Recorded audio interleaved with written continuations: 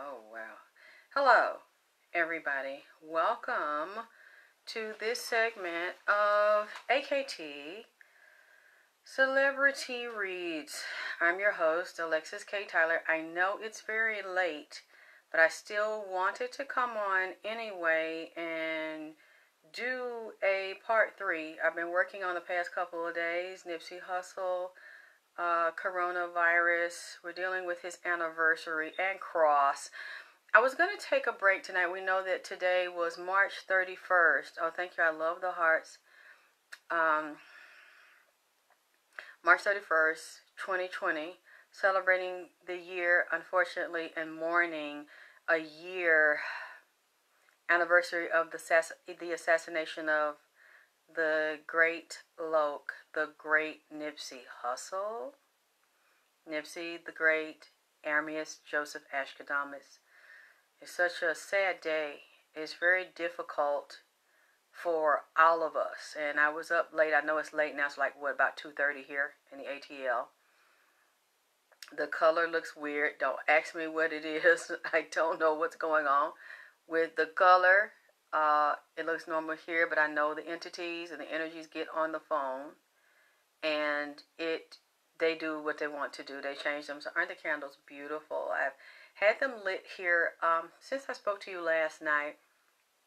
I didn't put all of them out. I have a lot of blue candles around here, and I've had them burning all week to honor him because I felt that he needed a lot of energy. And you see, I have on blue. I just felt like he needed it. You know, I didn't know why. And I was so glad today because I turned on the radio, I was exercising, I got my old boom box. That's like my good friend, and I have it like in my room, and I'll turn it on and listen to it and sing, you know, practice and dance. And all of a sudden, I was listening to 107.9 because that's the hip hop and dancing, and they were playing Nipsey. They started to do a DJ mix of Nipsey Hussle, and they don't usually do that in Atlanta. And I was so happy, and I was so excited for him. I took my phone and I started like recording segments. I didn't want to make them too long because I wasn't sure that Facebook was going to let me upload them. And I put them to the speaker, and I just started taking snippets because I was so excited and I was so happy for him that they did a tribute, a DJ mix, special mix to him today that I uploaded them on my Facebook. And I was just like, I'm so happy for you, baby. Congratulations. And I felt a part of him was saying that it was like too little, too late. Because he felt that when he was here, they didn't honor him and give him his respect and what he was worth when he was here. And so it was like bittersweet to him. And he's been angry all day.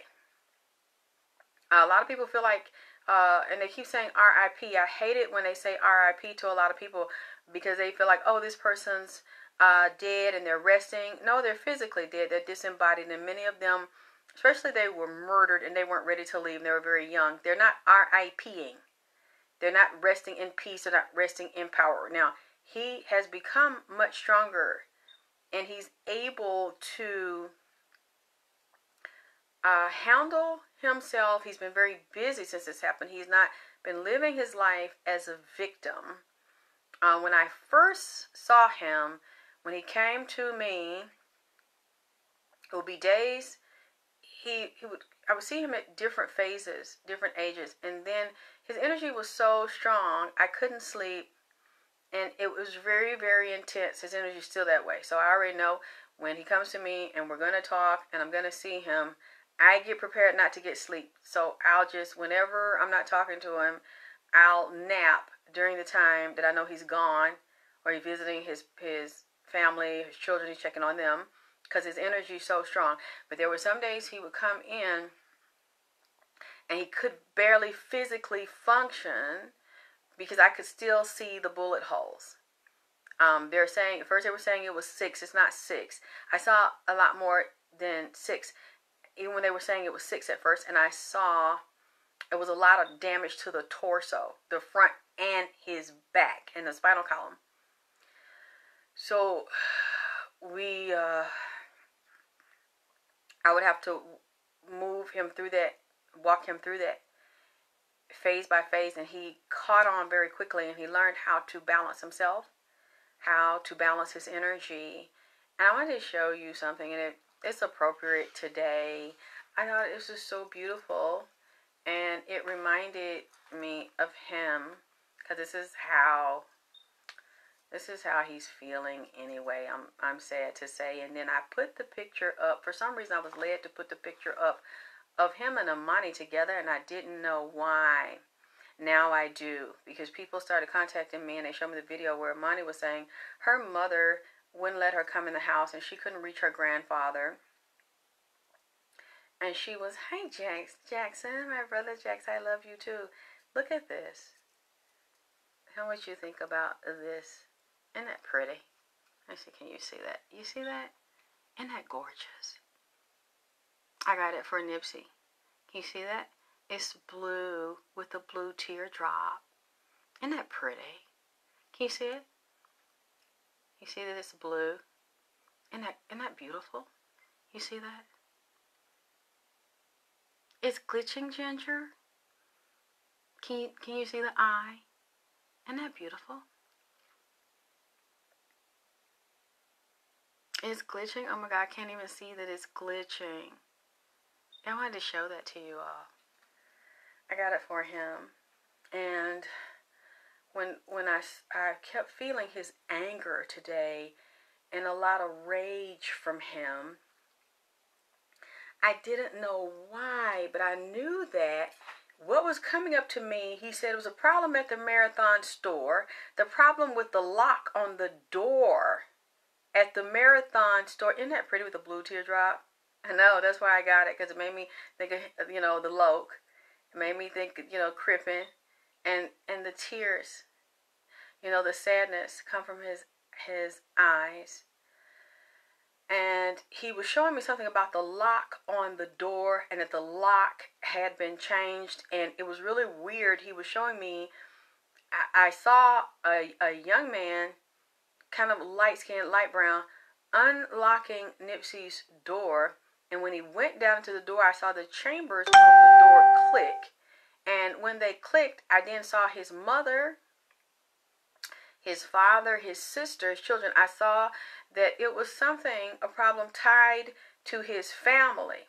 And I said, I wonder what he's saying. There's a problem, hi Courtney, problem tied to his family and the Marathon. There's still some issues tied to the Marathon store. And I also saw a lien, or I don't know if they're trying to work through a lien, or they're saying a lien is on the property, or working through paperwork to get ready to start construction on the store, or get rid of the store, or start to tear down the building. There's still something with paperwork and construction and trying to come together with the new architecture of Nipsey's store. But what got me to the lock on Nipsey's front door of the Marathon, and the lock on the gate that they put there with the green tarp moving through the gate. He is telling me,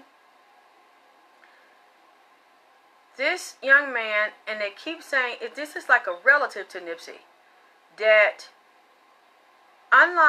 locks and controls the lock and unlock.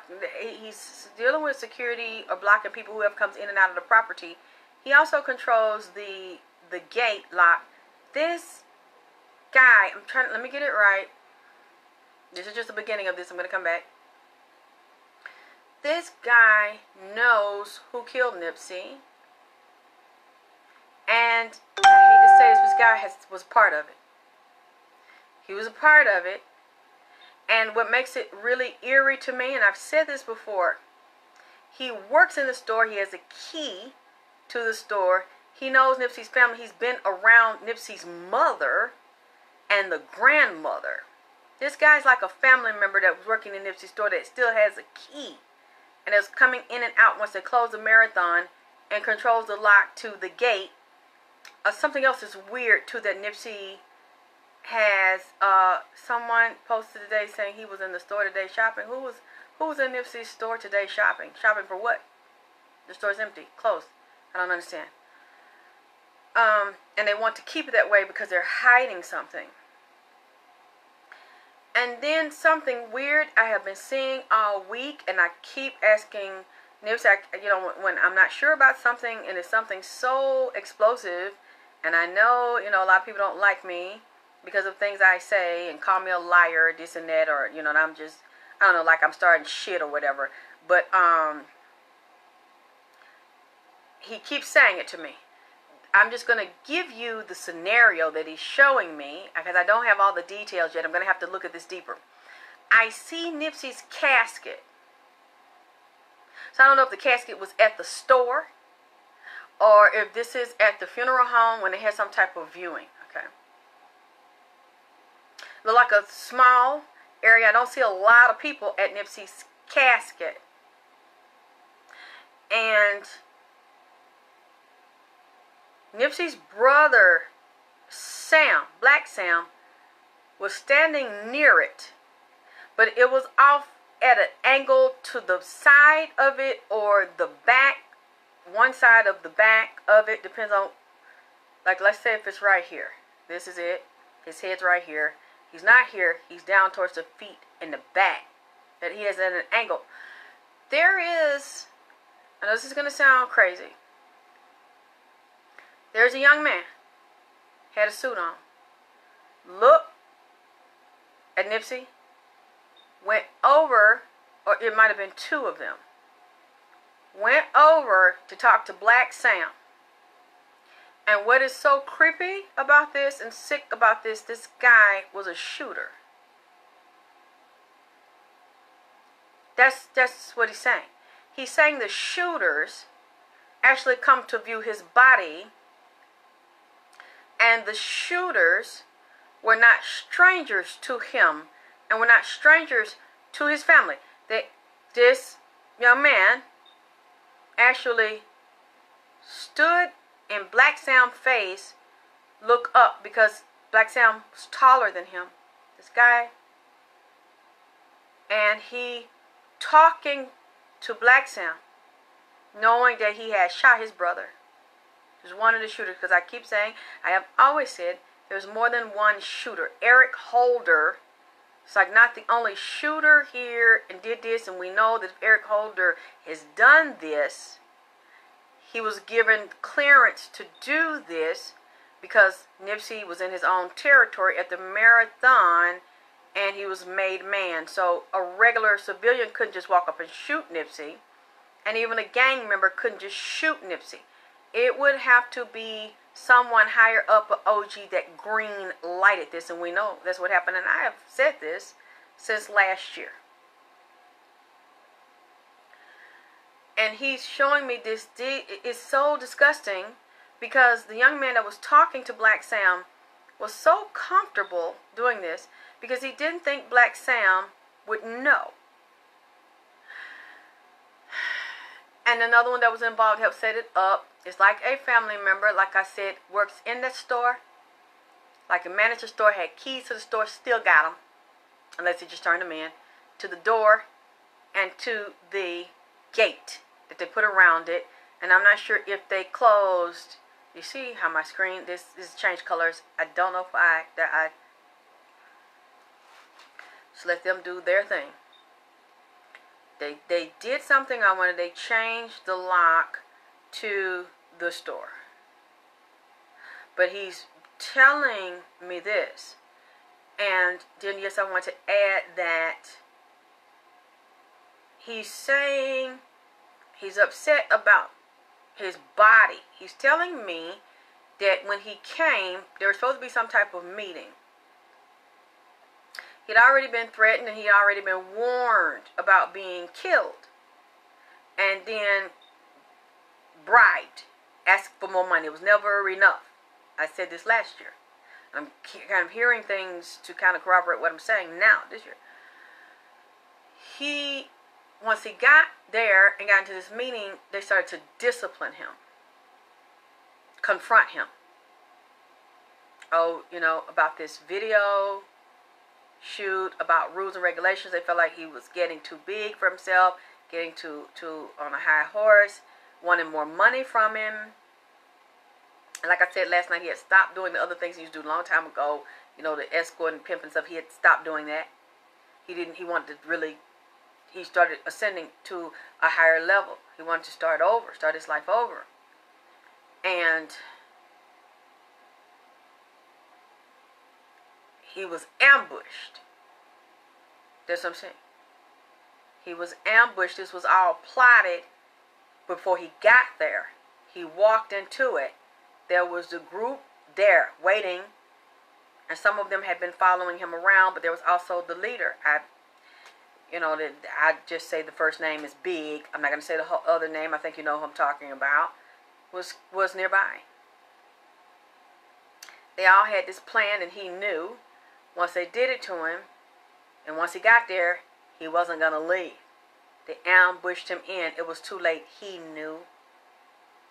He knew he was going to die that day. And one thing, I have looked at this for a year, and one thing I can say about him, he did not cry. He did not beg for his life.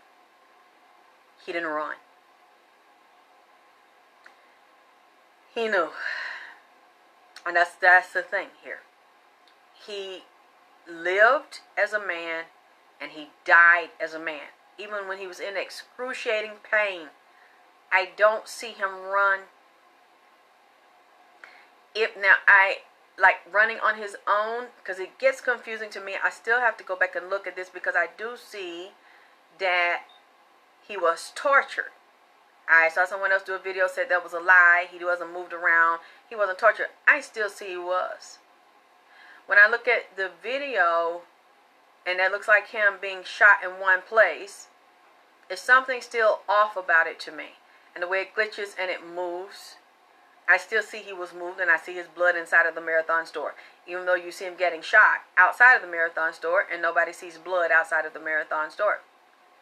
The first day it happened, his ancestors took me inside of the store. They're still taking me inside of it, but for some reason, they're also taking me downstairs, like under the store. Let me see if I can sit this here. I just want as much blue. Isn't that pretty? Oh, wow. You see that? Oh, wow. I'm going to sit this here. I just think he kind of wanted it here. It's so pretty. Something sit it on, because I want you to see it. It's so beautiful. You see like the intensity of the energy and the entities. Let's see if I have a book or something. Can you see it? Because I was going to try to prop it up on something. Can you see that? You see that energy? And you feel that intensity of it? Because I was going to try to prop it up so you can see what I'm seeing, how it's like distorting the color on the screen. Do you see what I'm seeing? Okay. Okay, you see it? So I'm trying to put those things in, and he's been disappointed all day. And then I know, Liz, you see that? And I'm feeling him, I'm seeing him now, but he's also been with his daughter, and he's been with Cross, and he's been arguing. He's very close to the daughter, Emani, and now I know why I put the picture there, because I saw her video. And it was kind of too soon for me. I was going to come do the first one tomorrow, but I'll do some of it. Isn't that pretty? Some of it tonight, where she was talking. And one thing about Emani, and I saw that it irritates the mother. I think his sister has custody. I don't know if she shares the custody with Nipsey's mother and Black Sam, but I'm wondering why she said she couldn't get a hold of her grandfather. Where's Samantha and Black Sam? She's saying that she's outside, and this isn't the first time that this has been done to her. Emani is very strong-willed. She's very sharp like her father, very stubborn like her father, very tough like her father, but her mother's a Taurus. So Tanisha's also very tough and very strong and very stubborn, and everything has to be her way. And I'm seeing that her and Emani clash already, even I think when Imani's 11. Emani is very strong-willed, very strong-minded. She's very inquisitive, like her father. And you tell her something, because she's a young girl, almost going into her teens, she's not going to believe everything you say. She's very bright. She has her own mind already. She thinks for herself, and she has a strong mind. I've seen some of her videos on her auntie's page where she's acting, she's dancing, very, very intense. Oh, she posts, so that video has been erased where she said she was outside. They locked her outside and waiting. You know, that looks so bright right there. I don't know. It's nothing. Do you see that? That light is not really light. Well, not physically. I guess that's energetic light coming there. Okay. Yeah. So it's been deleted. Okay. That's one thing I like about her as well, because it's clear this little girl, this young woman, young lady, feels neglected and abused. So she didn't feel that there was anyone around her that she could tell that would help her. So what she does, she must know that people in the public love her father and love her and her brother, and watch her mom, watch her grandma and grandfather, and they're watching them. So she felt, well, let me go to the public. Let me go to social media in case something happens to me. I have to stay outside, and I'm going to let the public know, because I think she got a feeling that we care. The people that care about her and her father. I just got something shoot through my left eye and my head. Oh.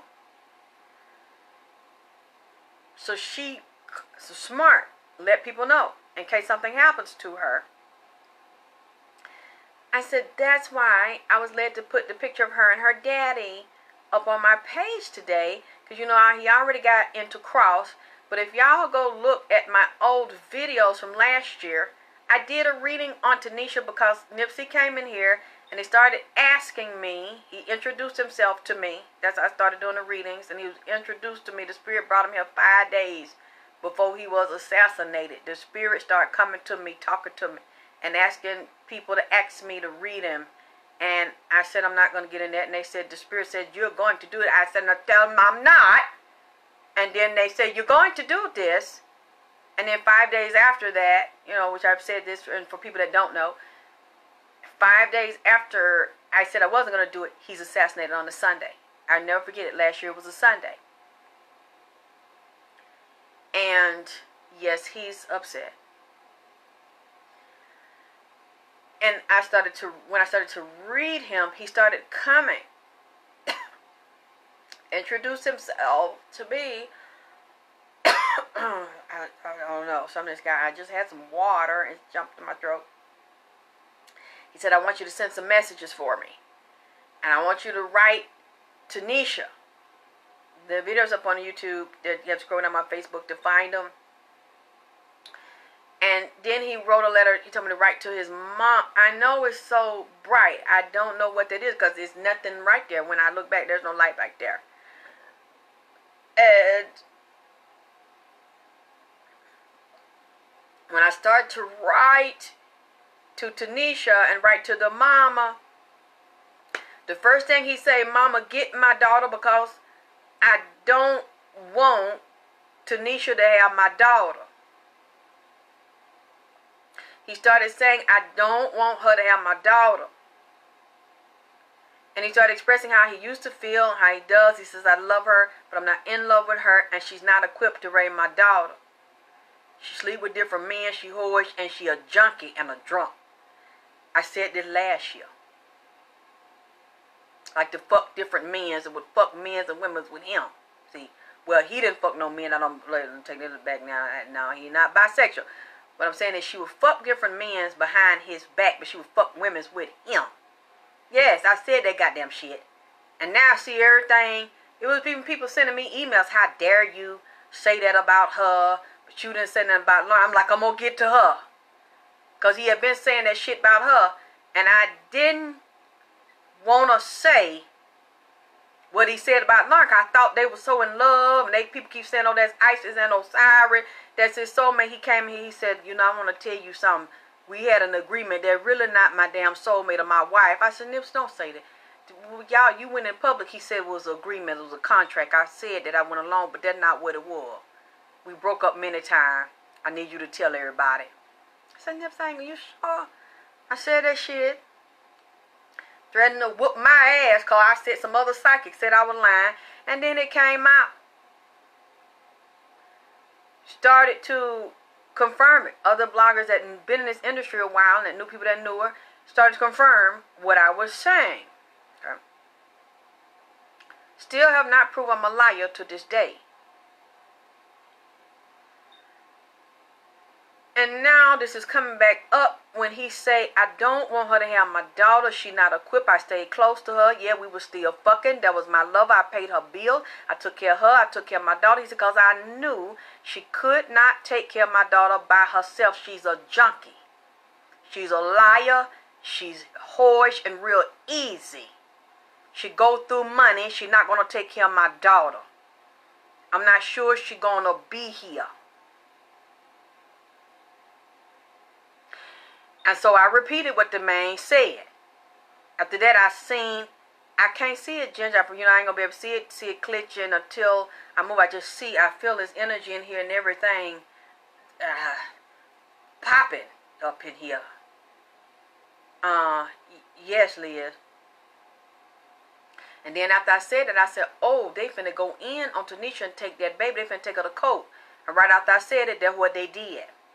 I said, she's not equipped to have that little girl. She's going to turn. You go back and listen to my old reading now, goddammit. I say she's going to turn on that little girl. And as that little girl get older, she's going to attack the little girl. And she's jealous of that little girl because she know Nipsey loved that girl and still loves that girl more. And in a way that he don't love Tanisha and he don't love Cross Mama.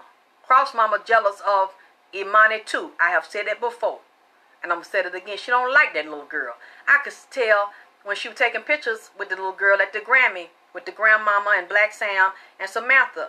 She tried to smile like she liked that little girl. She don't like that goddamn little girl. Because she feel like Nipsey loved Emani in a way that he would never love Puma baby mama. He never, because he seen she couldn't be trusted, she's not loyal to him.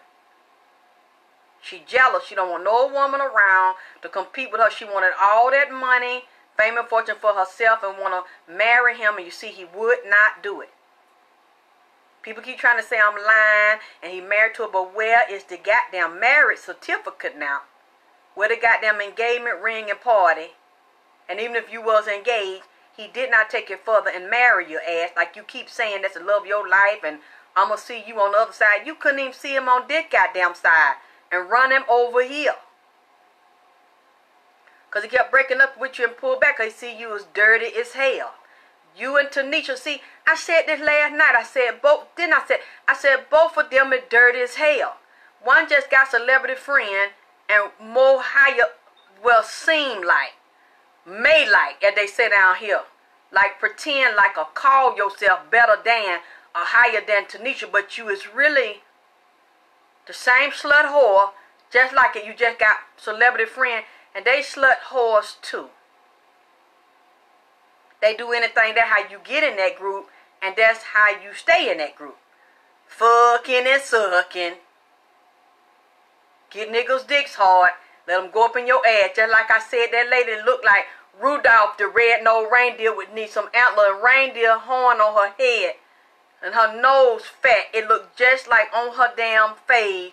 It looked like a swole up sack of 2 nuts up there just waiting to skeet out calm on her damn face like 2 nuts. All you need is a dick laying down on the front of it because her nose so fat and puffed up it looked like a swole up set of damn yellow nuts on her damn nose. On her damn face.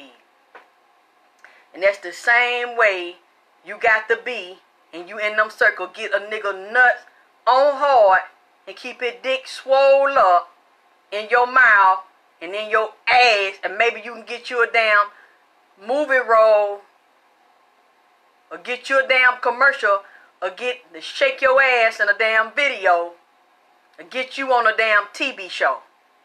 That's what you got to do. Snort that pee. Take that molly. Bend your ass cheek over.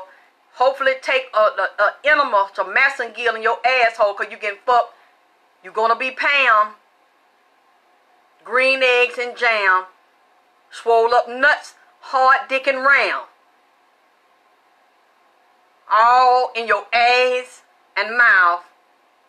And jack it in both hands. And let a nigga slam.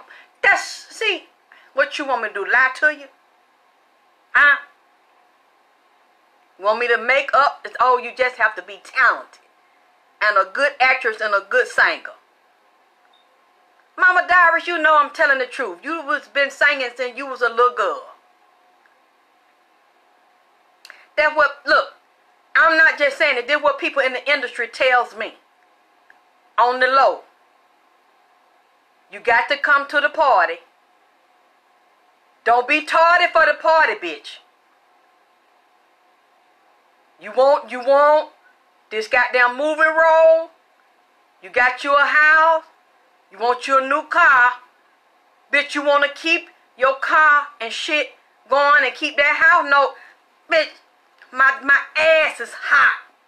I need you to knock that powder. I need you to come in here in the other room in the party where everybody popping Molly. While they unzip their pants and pull their ass out. And tell you, bitch, get down now. Pimps up hoes down now, because you say you want to be in this new damn TV show. Or you want to stay on it or keep it going. Now, this is not what I'm just saying. This is what people in the industry, or they have been in there, told me. This what Nipsey told me. This what goddamn Michael Jackson told me. This what other entertainers have fucking told. Now, and y'all know it. A lot of these goddamn entertainers coming out and saying the goddamn shit. Now, if you don't want to do that, or one lady goddamn told me, she went to a party, she was like, I want you gonna fuck this cat. Now, I don't know how you fuck a cat.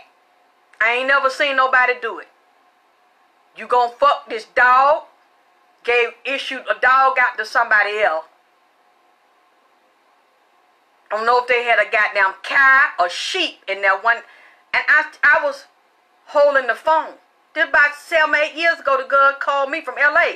And she said she seen a cat in there. I don't know if they got some toenail clippers and cut that cat and fingernail off. Or a toenail off. Cause I'm just wondering how the hell broke his teeth is out. Cause I don't know how you fuck a cat. Or how a cat gonna let you fuck it. With them sharp knives in their damn mouth. Them forks in their mouth and them damn fingers and shit. But she told me, I said, what? She said, yeah. They get high and fuck. Not just human. But fuck animals. They get assigned different fucking animals to fuck. I didn't know what else to ask her after that. Because I asked her, but she said she was so traumatized by it. She didn't tell me how they went into fucking the cat. So we didn't talk no more about it.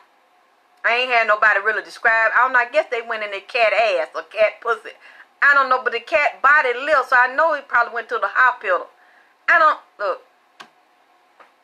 Have damn dogs in there. You know, they got porn. That was talking about what black women won't do. I done seen porn tape where black women fuck dogs and suck dogs off. You see that shit? And then I'm not really going to get too far in it tonight. That ain't what the show about. But I seen P. Diddy. Allegedly, I seen in the spirit. Look like he abused women. But he let men. How can I put this? Okay. you have some men that really don't like women. In order for them to deal with women like they in the industry or something like that, they have power and control over them. Tell them what to do and keep them intimidated and terrified and punk them and tell them what to do. Kind of like Making the Band. The way he handled them and shit. And they do anything for fame, real nervous and scared on him. But see, he don't really respect no bitch that he got to do like that or that would let him do that. So he want to be handled. So I've seen niggas kind of roughhouse him or beat his ass. Like, beat the shit out of him. Knock him down and shit. And then drill down and prune down in his asshole. Beat and rape.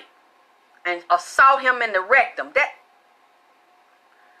you know what? Forgive me, Lord. I didn't say that. I take it back. I take that shit back. I take it back. I ain't have no business saying that. It's been on my mind, or it's been in my spirit. I just kept it to myself. Because I want to see what I really said. Yeah, R. Kelly like niggas to assault his asshole too. I had told y'all that. And he assault them women and go off on them and whoops their ass. And then let niggas rough house him in the ass. And bend him over. And take a whole bunch of dick to where it start scrubbing down on his fucking prostate muscle.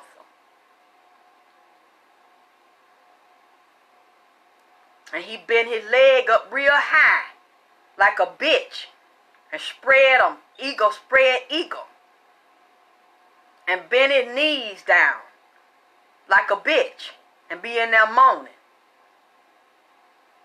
Okay. That's really how a lot of these niggas is. You look at these niggas big and strong and shit. Little baby, little daddy, little something. It always something little. That you see usually when they get them androgynous. See, that's why I don't really fuck niggas down here in Atlanta, cause I don't trust no smooth faced nigga.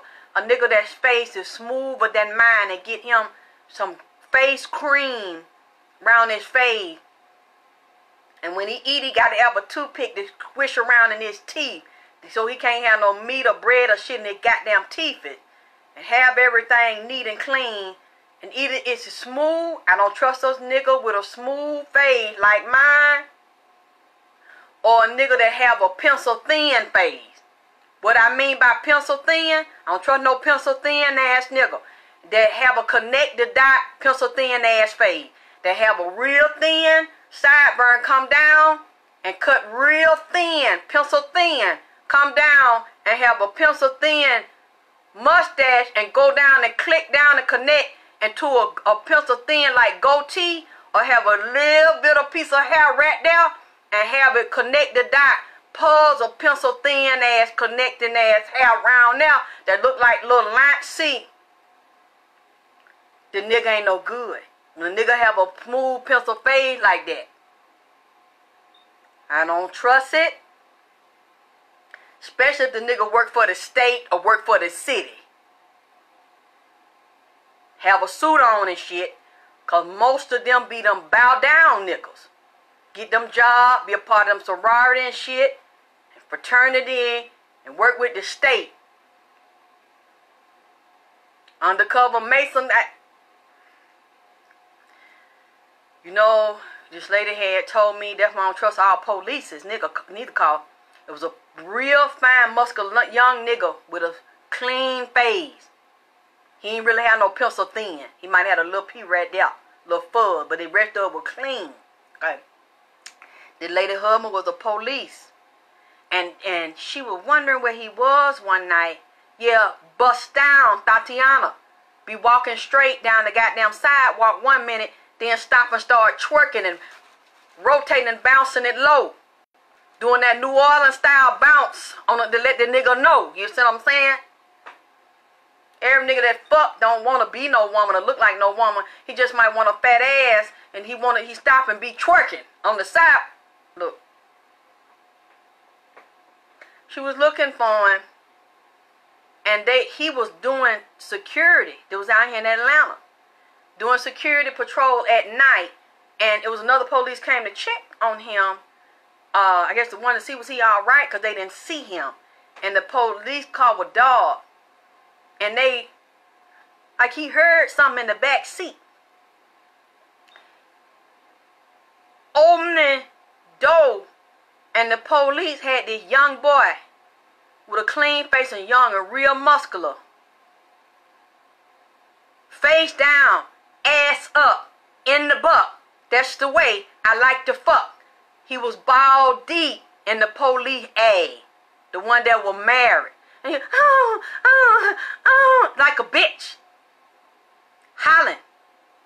Ass, head down low like this, ass jacked up.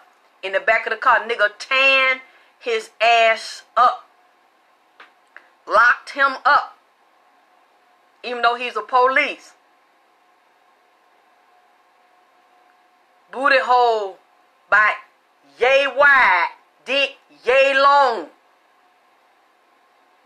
He had to call his wife to ask her to come get him out, even though he was police.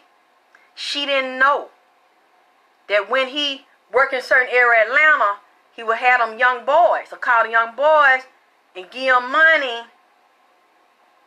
to bring long dick me fuck you long time.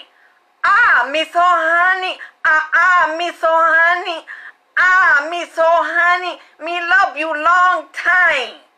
Put long dick, long stroke down and stimulate his prostate.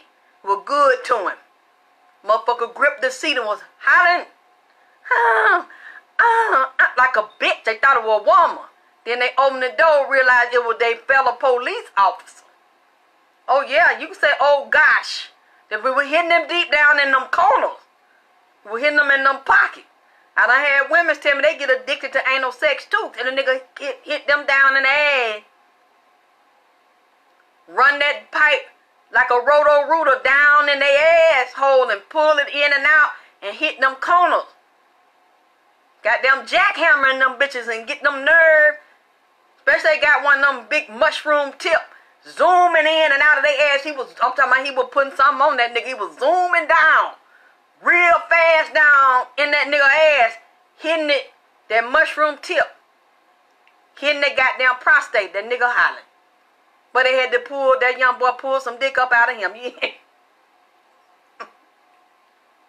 And a lady was telling me about it. She like, see, that's why I don't fuck with these niggas out here. She a lesbian. She said, see, that's why I don't fuck with niggas. Because the shit, they marry you, and like they be good to you, then they get on their job or something, go behind your back, and had one of them trade niggas fucking. The wife went and got him. She didn't say nothing.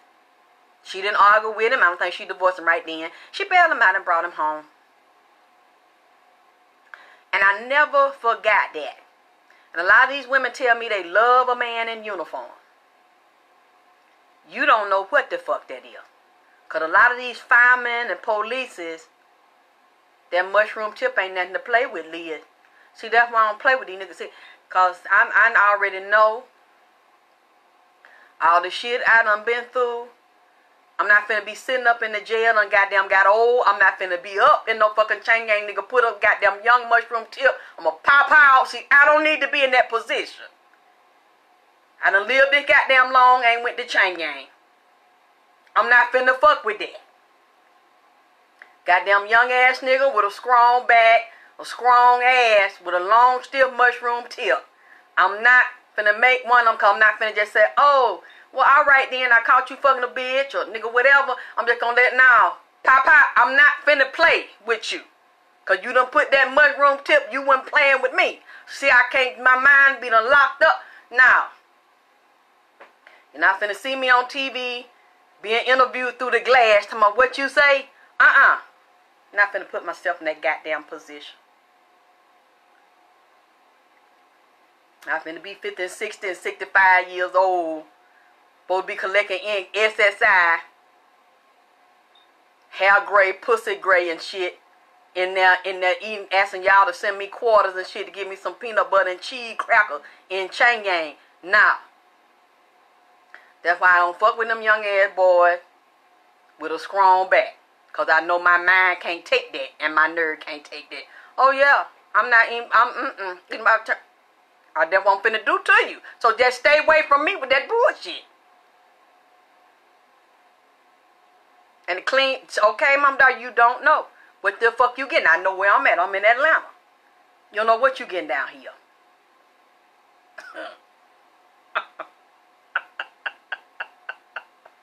I told y'all about that old lady down there done shot that man in the old folk home.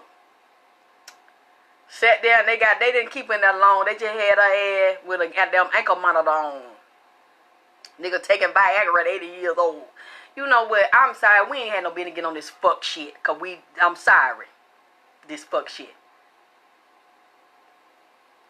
But I'm just talking about how these people play these games. We're talking about entertainment and how they play with them dicks and pussy and play them fucking games. That's what Nipsey was telling me. No, I'm just put $10 on my book. That's all you put on my goddamn book. $10. See, that's why I'm not finna go in there. Because, see, it's hard for a player when they get in there. You know, when you could young, it's already hard when you young.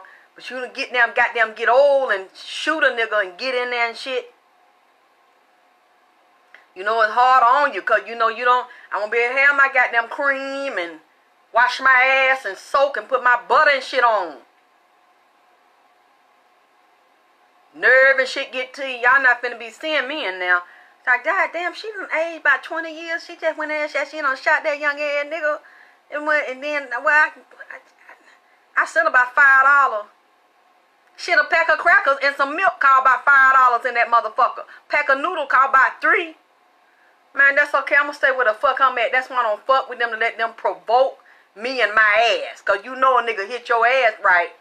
And then you find it again to somebody else, you know your ass start tingling. Just the thought of the nigga again it to somebody else. Especially the nigga athletic and know how to do hydraulics in his ass. And you think about that shit, you want to do that to the nigga too. You see what I'm saying? Y'all just acting like y'all. Thank you, Ginger. You know what I'm saying? I'm not finna put myself in that. But that's why I don't fuck with no young niggas. You know, a lot of these older women fuck these young niggas. You know what I'm saying? And then be telling me about it. And then end up doing something to. See, you got these young niggas that'll do something to an older woman that's still sexy and attractive. And you got some of that grown woman, seasoned, pussy that still got a grip on it. Nigga, whoop your old ass. See, I can't take that neither. That's why they put them hydraulics. You know how the nigga drill. See, No, I can't take that because the thought of somebody done drilled and got you turned out. Because you know, younger men like older women too. If they look a certain way, you don't be bent over and fucked up. You know, I be like spinning that barrel around, loading that motherfucker. See, See, that's why I be by myself. And I just pray and light my candle and stuff. And I do my ring. Because these things happen for real. Younger men kill older women that they get addicted to. Older women kill younger men. Get addicted to them. Men's kill men's. Women's kill women's. Because some of these women can strap it on and put it on like a real nigga. You see what I'm saying? Nah, I'll be by myself. Lord forgive me. I'm supposed to be talking about that baby. Let me get off that bullshit. I'm sorry. That vagina power night.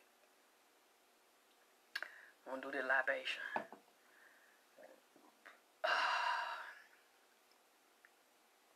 A-tar.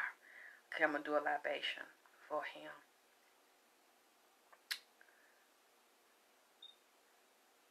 Nipsey Hussle.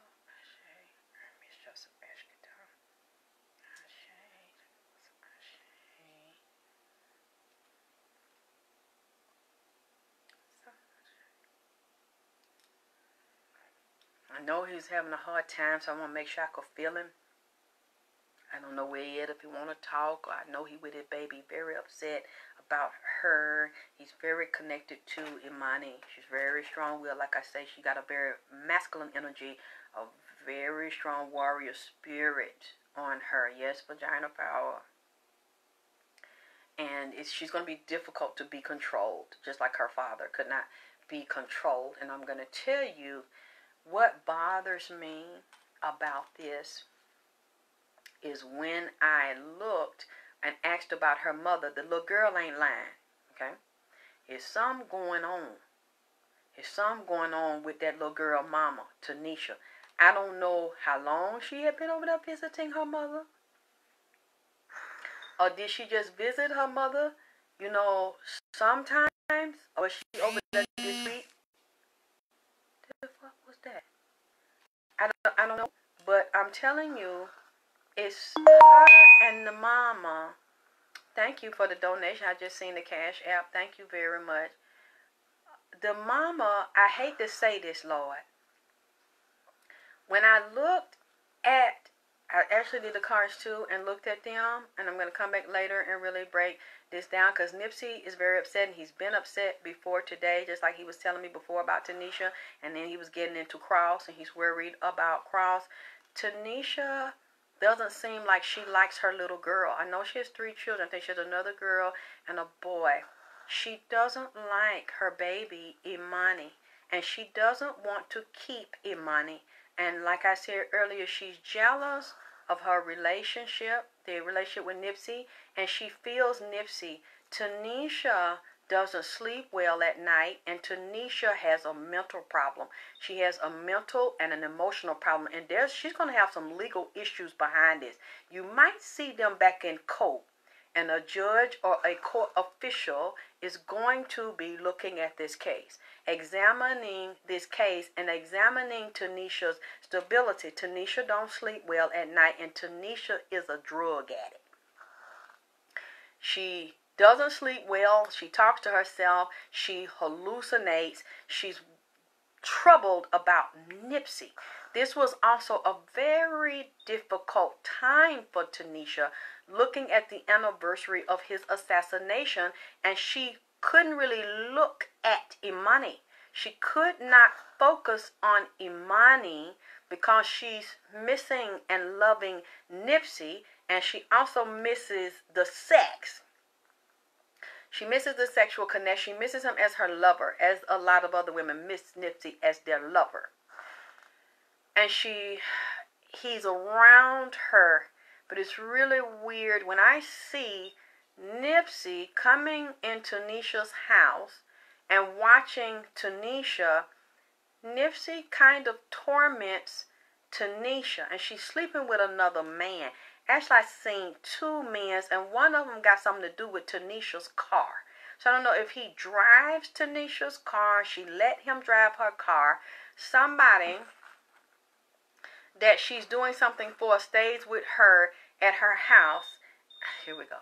And seeing the animal. I also see the dog. So I'm wondering, where's the dog? You should have the dog, because I see the animal and I see her cursing. I see her not sleeping. I see her very fatigued, very drained, not resting, and she stays high because she cannot cope with her involvement. First, she mistreated Nipsey a lot of times. She played on him and took advantage of him. She went and talked about him to her, I don't know if it's her play uncle or her real uncle, and she actually set Nipsey up to be hurt, and she used him for money. The stuff she said about him made people want to do things to him. There's also a lot of jealousy and competition around Nipsey and her relationship, and she would brag about the things he would give her and the things that he would do for her, and she would fight with other women and want to stand out and compete with other women about him. But I also see there's shadows in her house. There's darkness there because of the type of people that she's dealing with, and she's also dealing with some gang members. These people are serial killers. She's dealing with people that had something to do with killing Nipsey. And a part of her knew that they were going to do this to Nipsey. She knew his life was in danger, and there were things she said, people she slept with, people she dealt with, people she get high with, that she knew put him at risk. People that would do harm to Nipsey and would do danger. And a part of her is very guilty. She cannot live with herself. That's one of the reasons why she stays high, because she doesn't want to face the fact that he's physically gone. And a part of her has guilt because she feels like she might have contributed to what has happened to him And then another thing is shown she's had some money. She took a secret settlement, a secret deal, a secret contract, and a secret agreement with male and female. And there's a man, and these are older people, older men. All of them are not young. This was also about money and opportunities for her. And there's the Hierophant coming up here. There's something legal that's getting ready to happen behind this. I guess somebody done got to money, and told her to take the shit down. You're going to get your mama in trouble. There's still a lot of jealousy and fighting and competition around this girl. Tanisha is fighting, staying constant arguments, jealousy and competition, and she's hanging around people. She's hanging around gang members. She's hanging around dope dealers and killers, and she has suppliers that come around. It's more than one person I see supplying her with drugs and alcohol. She has a drug problem, and she has a sex addiction problem. She's still very obsessed with Nipsey, and this is also about money. This is about the money that Emani has that she cannot get access to. This is also about the other baby mama. It looks like this lady has some type of magic, some psychic attacks done to her also to try to keep her unstable and to run her out of her mind. Because I've seen, and these are females, I saw females celebrating today.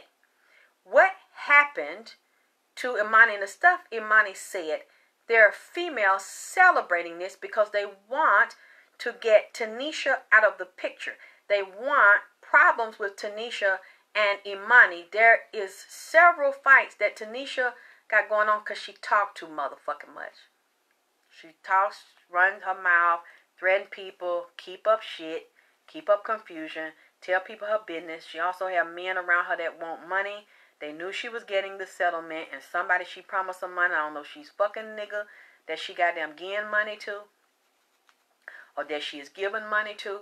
And it looks like whatever money she had, it has run out. She's not a good saver when it comes to her money. She don't think, she don't balance, she doesn't budget. Very impulsive, and her mind is unstable when she gets high and when she gets drunk. That's her outlet. She likes to zone out and drain out when she gets drunk. And she is holding on to this, fighting, very stubborn, but she's pretending to be one way and pretending that she has the money and she has everything secure, but inside she is overspent. She's very imbalanced. She's pretending to be something she's not. She's pretending to have something that she's not. And since this man has physically died and been killed, and she still wants him, she still wants him around, and she cannot have him. She has went to a very low level of obsession and depression, but she also feels like it's not fair that he left the money to Emani and he didn't leave it to her. I guess she didn't handle her business properly. Like Cross's mother went down there and got total custody, and now she can spend the money from Nipsey's estate or his records, Atlantic, whatever they give him. She can spend it right now and use it. She doesn't have to wait until Cross gets 18. It's clear that this lady didn't handle her money this way, and it actually showing Nipsey comes up as the king of wands because he's a fire sign. He's a Leo. It is showing they're also fighting about this marathon story. They're fighting about the architecture, the blueprints, when they're going to build, how they're going to build. And, of course, they want to keep the public out of it because the past couple of days he's been upset. He said something about the marathon, something about the locks on the store, going in and out of the store. He showed him a couple weeks ago about the parking lot. He was upset. So I'm wondering, because someone had told me today, some people tried to go and pay homage to him at the marathon. They wouldn't let the people pay homage to him at the marathon. So I have to get the details on this because he's upset about something that's been going on at his store the past couple of days. And their fighting is jealousy and competition when it comes to his building. He's not on the other side. He has come from the other side. And he's fighting with them, although physically dead. still mentally, emotionally, and spiritually alive. There's judgment coming with this situation, and she relives his overkill and assassination and assault in her mind. She cannot get over this, and she actually wishes there were new beginnings, so she could take this back, or this didn't happen, or she could have warned him, or if he would listen to her. But there is more legal problems this lady is going to have behind this. Judgment is going to come down on her swiftly behind this. So I don't know, since y'all telling me they done got the girl to delete this, are they going to get the girl to lie? Are they going to get the girl to cover this up and say she was just lying and made this up? Get her to retract what she said. But the little girl said, this ain't the first time my mama did her like this, and had her out, and she knew this was her father's anniversary. She misses her father. She loves her father. She feels her father with her. She thinks about him every day. He thinks about her every day. He's around her all the time. This, from what I am seeing, this is so treacherous and goddamn low down. And this is also something about new partnerships and lovers. I believe Tanisha has a lover, or maybe more than one, where she's fucking with. And this person doesn't want that little girl around unless they can get some type of money and opportunity from Tanisha by using the little girl. There's a lot of jealousy. There's a lot of competition. And there's also a Sagittarius female that's involved in this, and this is a money issue.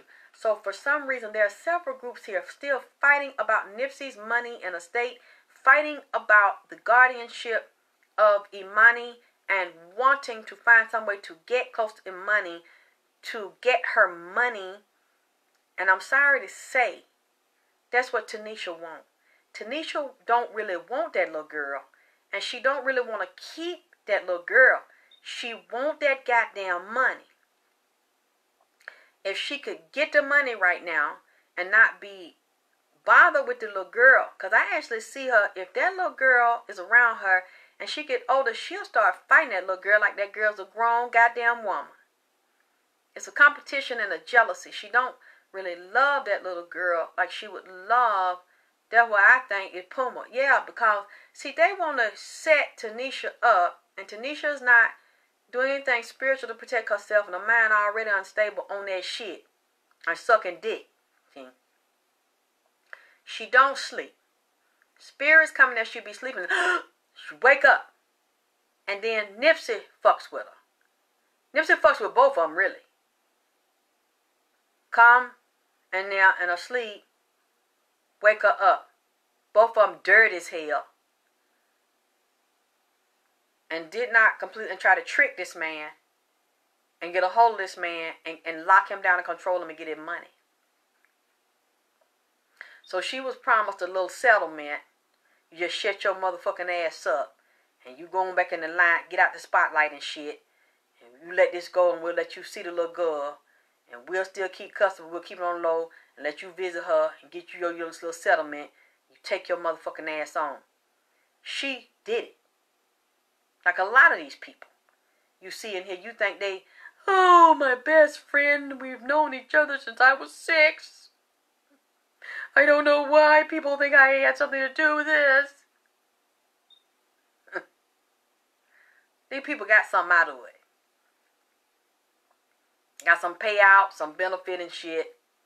They said they didn't, but they did. She got some too. See? They had a little understanding. That's why she quiet. But I knew she'd get that little girl over there who'll get on that shit. Then the real her gonna come out, and she wasn't gonna really be good to that little girl. And I told y'all that lady had a drug problem. Dick and dope, that was a problem. Blow money. And she wasn't gonna take care of that little girl, and she wasn't gonna get off that shit. It's too hard for her because she's addicted, her body addicted. She like to escape. She can't really face this shit. And I keep feeling like she knowed about it. She know the killers. Some of them around her, but she's not gonna tell. They want to make sure She don't tell. And if they got to give her an incentive, get her some shit to get high on, and monitor her, because they got people around to monitor her. Make sure she don't goddamn talk. What I see. To let her ass stay like that. If she don't get this stuff off of her, she gonna have some health problems, because I see she already stressed, have some health problems, because she don't sleep well, she don't eat well, she don't take care of herself, and she mean to that little girl, Emani. And Emani wanted to love her mama and be with her mama, but sometimes that lady can't really cope with that child and can't really see her every day, all day. She don't have the mindset or the temperament or the patience, because she like a daddy. Little girl, very intense. You could tell the way she talks. She's like, you know, it's hot out here. It's so hot. You know, they make me wait outside and clean up, and they so slow. And they do me like this, and I can't get my granddad. I see my granddaddy call, but I can't. My granddaddy won't answer, won't come get me. That little girl got plenty goddamn sense. And you can see her daddy all on her. She big. You can tell she gonna be tall and big. Already big at level. But her mind big too. The way she was talking, she got plenty goddamn sense. And she said, I'm so tired of this. They do me like this all the time. I don't want to be out here and go through this no more. And I said, that little girl's smart. But then, Lord forgive me, the little baby, that's a pretty little boy. But I don't really, is it just me? I don't really see that baby talk. Now, maybe I ain't caught the video where that baby talk. The only time I heard that baby talk was last year when he was with his grandmama and his mom up there on the BET. And he talking about, Batman Pig? The Batman Pig? That's the only word I heard that goddamn baby say. Now, at 3 years old, he should be able to say more than that and have a goddamn whole conversation at 3 damn years old. But see, hey, maybe I ain't seen I don't know all the video. I don't see that baby talk. So maybe I'm wrong. He probably can talk real good. All I'm saying is, I don't see no video with that baby carrying on no whole goddamn center. Now my son, you know, a goddamn 8 months old. He up there in the damn car seat talking about motherfucker, some bitch. I shut your damn mouth. He was cussing. Just like me at 8 or 9 damn months old. That baby 3 damn years old. And can't even, well, I'm not going to say can't. I'm just saying I haven't heard that child have no whole goddamn conversation. Purring his finger. I'm a Batman Pig. So I'm saying, who be with that baby? Like, do she be with that baby? Or do somebody else keep that baby? Yeah, he was cussing. Mine was cussing like a motherfucker before he turned 1 year old. Talking about punk bitch and all that. I said, shut your damn mouth. Because they know that because he was listening to niggas. See, my little son, he was slick. He sit there real, I'm talking, I didn't know it. I think he back there drank his goddamn bottle. He real quiet because he listening to get them vowel and sound together to produce and to pronounce them cuss word that he heard me say. I didn't know the little motherfucker back there listening. Next thing you know, I'm at work, I come home, and then my grandmama talking about, you know, I told him, or my boyfriend told him to go in there and sit down, and he said, I'll whoop your ass, motherfucker. He was 1 year old. See, tell nobody I ain't heard it. So they know what he was getting it from me. Then start running. When they tell me, whoop you a bad little motherfucker. Bring your little red ass here. He take off running. I didn't know he was a cusser. Professional cusser at 1 year old. See?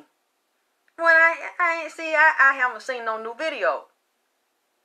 I said, well, right, that little boy, that he play and stuff. He look clean, he fat, like he eat good. But he ain't no cusser, and he don't have no center.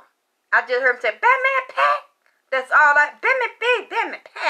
And I say, now if Nipsey would hear that baby be talking better than that, they have a longer sentence. You know what I'm saying? You can have a conversation with some 3 years old. Depending on who, you know what, y'all don't have to have the laughing emojis. I'm tired of this shit. You know what, I ain't got nothing else to say about it. I'm tired of it. I'm trying to be serious. And every time I try to be serious, y'all keep up shit and then say that I keep up shit. Oh, what, fuck it. I'm not saying nothing else about it. I just wonder, did y'all observe the shit? And I see y'all have. I'm not saying nothing else about it, because that's a baby. I'm not making fun of the baby. I'm just saying somebody need to work with that baby. Because I can look in that child's eyes and tell that child not slow. That baby got plenty goddamn sense. He's very observant, the child's spiritual. He just need somebody to work with him. That's all I said. I just thought it was me. I didn't know if y'all had noticed what the fuck I noticed. Y'all don't have to keep on with the laughing emoji, because I'm not, you know what? Fuck y'all. I'm sick of y'all slick talking about I keep up shit. Y'all keep up shit. I just asked y'all, did you notice this shit? Y'all start laughing emoji and put y'all thumb up. So that means that I'm not the only one. I'm done. I'm done, man. I'm done. See, and getting back to this reading, you could tell this was a childhood friend of his. Emani mama is a childhood friend of his that wanted to marry him and come up off of him. Both of them were trying to make the man. You would marry him and lock the man up. And he didn't do the shit because he didn't trust either one of they goddamn ass. I don't blame him. And I'm really worried about Emani's safety. She needs, because you have to realize this little girl is $1 million baby. She might understand it. This little girl is in danger. They want this little girl isolated from her mama. They don't want the auntie, Samantha, to engage her. They want her to be tied up and busy. They don't want Black Sam or anybody really that care and can protect their little girl to be up under her. And to be honest with you, and from talking to Nipsey, you know, he's very angry about the way the mama secretly is off and on, cold and hot, got a love-hate relationship with Emani. Really, in a way, I'm glad this shit happened. Because that little girl ain't got no business over there with her mama, because something going to happen over there. And the players, the mama don't have no filter. The mama not good with judgment and discernment about who she hang around, and they know the little girl is valuable. They know, and a lot of them niggas around her and females around her are fake friends, and they just want to use the mama for money. They don't really care for that little girl. They don't like the little girl. They look at the girl as a meal ticket, but really they want to take that money. If there was a way to take her money from her and the mama get it and then distribute to these niggas and these fake bitches, that's what would happen. Somebody need to step in that could give that little girl the attention and the training and the treatment and the strength that her daddy will give her. Need to keep that little girl away from her mama and only have supervised visit. Because I don't care what nobody say. If that video is down, I believe that damn little girl. Even if she come back and say I lied and shit, I believe that goddamn little girl, because I looked in her face. And I looked in her eyes. And the way she said that shit, and she said, this my daddy anniversary, and they don't do me like this on this day right here. Daddy already gone. Ain't got nobody to love me like my dad. To me, that's what she was saying. Damn, I'm already having a hard time because I know my daddy, this the day he gone a year ago. And my daddy loved me more than anything. I love my daddy so much. And he not physically here with me. And then they going to do me like this. I don't have nobody. I call my granddaddy. He don't answer. I see his car. And she didn't mention her auntie. So I don't know if she called her auntie. I don't know if she called Nipsey mama. I don't know if she called Black Sam. She act like she couldn't get nobody, like didn't nobody want to be bothered with her. And then she said it was the first time. That wasn't the first time. So I'm like, that baby understands that her daddy love her in a way that nobody loved her. And she's like, damn, I can't even. I just knew today that they were having some type of special celebration, with the child, a dinner, ceremony, something. I was really shocked for the little girl to say she was hot and standing outside and her mama made her wait outside. And I'm really sensing the mama was high. I think that little girl know her mama get high. She just didn't want to say it, but I could see it in that baby's face. And I seen her daddy all over her face. That little girl was very aggravated, very hurt. She had a lot of anxiety. You can tell the way she was breathing, the way she was talking. Like that shit was very stressful. And it's already very stressful because her father is not physically here, but you could see him. And you could feel him. He's very hurt about this. And he feels like he failed her because he physically was killed. She said they hollering at her. You see what I'm saying? That's already hard on that little girl. They holler and say, I know how I feel because I lost my father. And I was dogged out and mistreated and abused by my mother. And she let everybody do it, and I would always cry for my father. And nobody ever comforted me. It's like you're abused because they know that you're loved in a way that that man will never love them. They're going to punish you for it. Because now the father's not around to protect you. And see, Nipsey sees this. He is angry as hell. And he's hurt. He's so heartbroken because that's his baby girl. That's his favorite baby. It was so cute. You see the videos with him. He ever in a car seat. She in the car with him. She got her little shades on. It's like 1 or 2 years old. And when he had her at the Grammy ceremony, this is Emani Dior. And she just with her daddy. And then she was up there singing Last Time I Checked with her daddy. And you could just tell his heart. He was so proud. He's like, this is my baby. And when she was doing the video, he said, this is our opportunity. He said, wait a minute. He said, I'm a proud daddy right now. Hold on. Like he had to get himself together. Like this is what I created. This, I know she's so pretty. And she's like, this is my baby. He said, let me get myself together. He said, okay, do it over. And now I feel like he failed her because he's not physically here to protect her. And it's like people around this little girl that want to hurt her and want to punish her. That's what I'm just praying for her and pray that the ancestors protect her. She needs warrior spirits around her because it's like they're jealous of that little girl. They want to hurt that little girl, and they're mad that he left her the money, and they want to take it. Her own goddamn mama.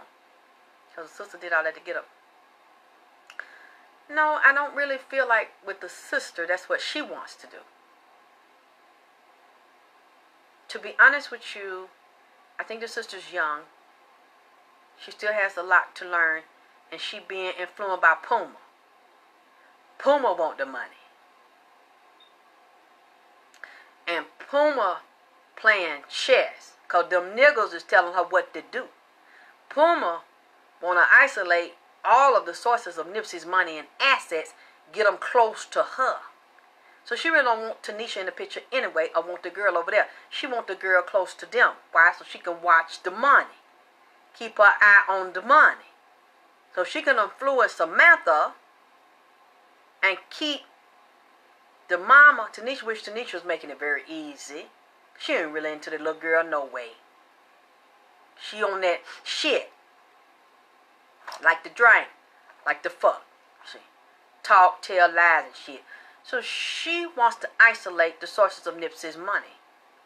So she can strategically have it where she can get access to it.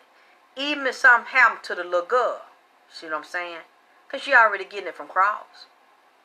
She has a job to do. I don't know why, but I keep saying she has a job to do. She got to tie up loose ends. She had a certain amount of time to do it. She already accomplished it. Look, we told you to go over there and fuck Nipsey. You done fuck his friend and fuck the homies, and now you created a bunch of shit. Now we got to clean the mess up. Because they were supposed to be wrapped up a few years ago. You were messy in the way you handling the shit. Now we got to figure out how to get this together. And get the loose end together so we get all the money coming our direction. And you get your cut from doing your job.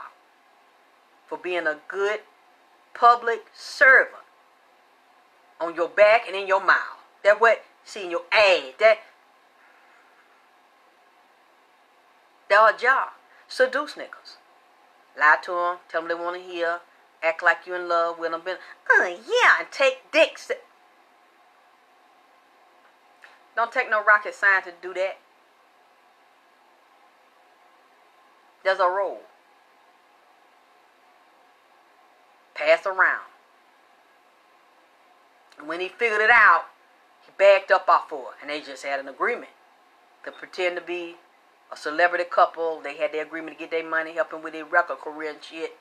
Get him on the red cop. Look, I'm tired of the laughing. Why y'all just can't sit in class and behave? All that bullshit. Trying to talk.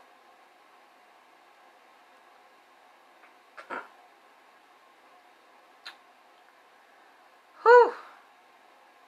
That's what, see, they all get up there and be an actress and shit. There's a certain type of actress that you, based on your temperament and shit, there's a certain type of actress that, so that's a beta sex slave, a sex kid.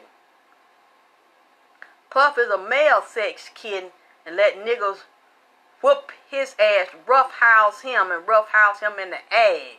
And take that, take that, take that. I'm sorry. That wasn't appropriate. That wasn't necessary. Bad boy, take that. Young nigga. That wasn't necessary. But said, where was Emani speaking about it? Yeah. Yeah. He like it. Some men like to let niggas beat their ass real good to make them feel like they care, really roughhouse them and dominate them, because they dominate everybody else. Yeah, take that. Nikki, no. I'm tired of y'all putting this shit on me. They dominate everybody else. You know, they be in an authoritative mode, and then they want somebody to dominate them. So they like a nigga to whoop their ass real good and knock them down and damn it, they kneecap and shit and run all kind of dick up in them, see. Bad boy, take, yeah. Put all kind of dick up in them. Lord forgive me. That's what the Spirit had told me. That's what he liked to do. He make him feel like a natural woman by taking a lot of pipe and swell his prostate up. See, this a dirty game. You don't really know who. A lot of these men's be women's. A lot of these women's play the man role and fuck women's. See, they put the hair on their goddamn fade, the niggas take it off their fade. They see, you got to be down with the Baphomet. You got to do the cross-dressing. You got to do the bisexual shit. You got to keep it going on. And then if you really want big position, they might tell you want to be a superstar in Hollywood. You want to have a big concert. You want to, you know, have a multi-million-dollar tour. You come to the party tonight. You get there, they have a goddamn bull in there. You gonna take that. No? The fuck you mean no? Bitch, you better twerk it out. You give us some pain pill. And then we're going to tell them you've been working so hard, you got to go on vacation. We'll take you to the resort, get your asshole sewed back up from the inside out and put the tissue and shit back together. Put some stitches around it, put a band-aid and stuff, pack some bandage stuff in it. And you relax and recover till your asshole heal. And we'll tell them you just relax and stuff. You got to come back. You know, you got to get refreshed. From taking all that bulldozing up in your ass, that donkey. See, I mean, alleged. This is what I heard from people out there. Okay. That was some of these people have passed over, come back down here and stole. Yeah, can't stop, won't stop. Take They took it down. Well, y'all, I looked at it right here. And I'm telling you, she had not gotten over this man death and being there hollering. Think about all that pipe. The man gave her, the money spent, how he spoiled and shit. See, you know what? Justin Bieber, he was down there in at Ye Church singing Never Would Have Made It Without You. Talking about he would have lost it all since Jesus made him strong and wiser. You stronger and you wiser. But why you didn't tell nobody how you take them strong dicks to wisen up your asshole?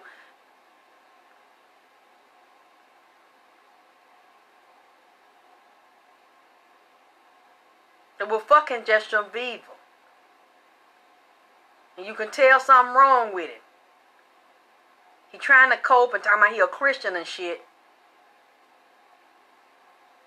But his asshole still loosen. Because he can't...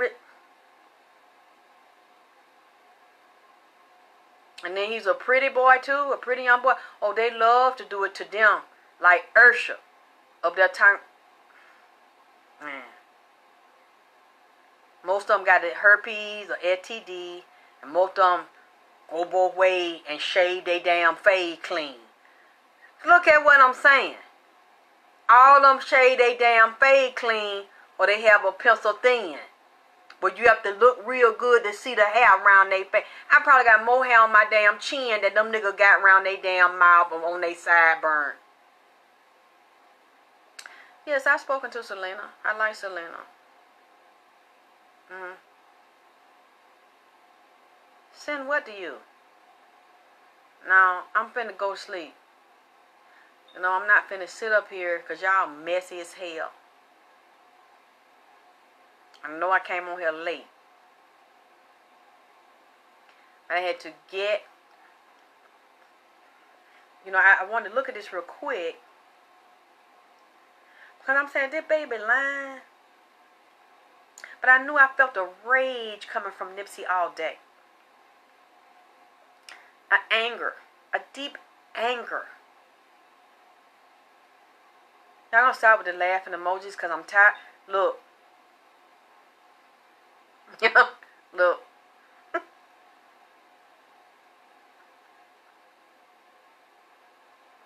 I'm trying to be serious. Alright, everybody. I'm trying to talk, and y'all keep up shit. And you say, I do it.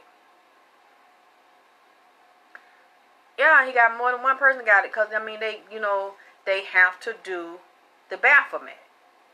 You know, they have to practice the orgies. And like I say, I wanted to look here and see, and he was just raging all day. And then I saw the little girl, and everybody started sending me a little girl. And I said, this little girl's not lying. Something's wrong with Tanisha. And the little girl is unhappy. And then like this lady in her mind sometimes visualize she still got something going on with Nipsey or wants something going on with him. She's in a prison of her own making on that shit and depressed and them spirits coming in and fuck with her. And then it's going to be some legal issues here. I don't know if somebody gonna call the court or the court gonna hear about this here.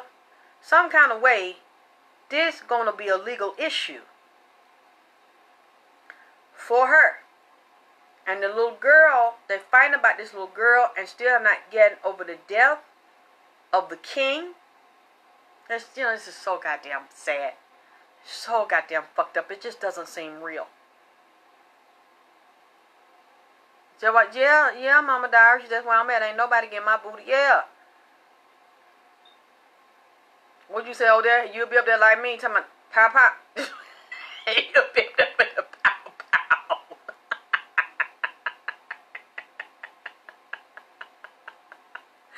What you say, Mama Diary? You ain't been letting them provoke you doing the pow pow. You know what I'm saying? Just keep my ass hold to myself. See, she probably got to and hushed her up. And what going on? They trying to hush her up because she done exposed how they mistreat. She feels abandoned, neglected, unloved, and mistreated.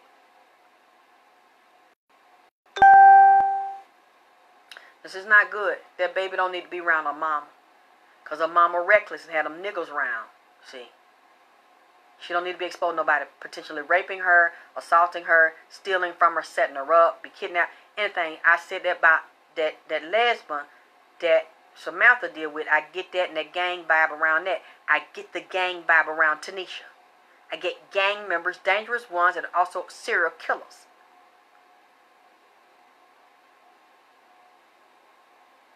She's dealing with people that are not her friends and that are not good. It's a dark energy at Tanisha's house. I see it now. Something wrong. Something's very wrong over there and the people she's associated with.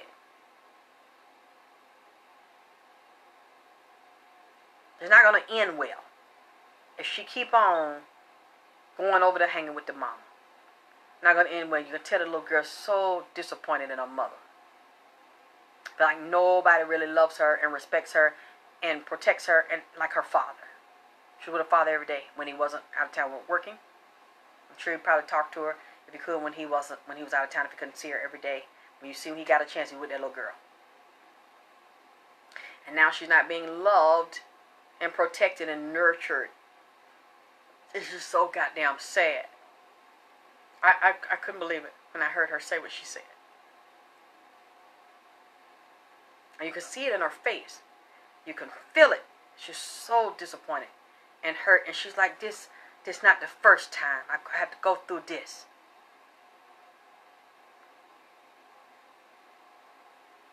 I'm just tired. I was calling somebody, I want to go with my granddaddy. I said, what Nipsey daddy? She said, the car out there. I said, Lord, I hope he ain't do that baby like that. Knowing how much he loved his son, I hope he don't do that to his daughter, the granddaughter. I'm going to check on this. And that's all I got right now because I didn't have a lot of time. And it was already late. I got it at the last minute. So I really didn't have time to really sit with this. So I just tell you a little bit I do get, and there are other men involved in this situation. There are older men. So I wonder too, is this the grandfather? And is he going to come forward, or has she already spoken to her grandfather? There's several men here, and there's several women involved in this. But some of them are messy and find this funny and entertaining. So we're going to watch this, make sure that baby's okay. I was wondering the same thing. This is just happened today, so I don't know I don't know where Nipsey's mom is, or if she sees the mom, or if the mom's even equipped to deal with her. I'm sure the mom's going through her issues. I don't know. Because she didn't mention her grandmother. She mentioned she wanted to be with the grandfather. And all I know is the past few weeks, I've been picking up Nipsey thinking about his mother very strong. So I said, wonder what's going on. He's been thinking of his mother more so than the father and Cross, and telling him what's going on with Cross. He's concerned about them. He's concerned about both of the children, but he's also thinking of his mother. I said, I wonder, is the mother going to see Emani?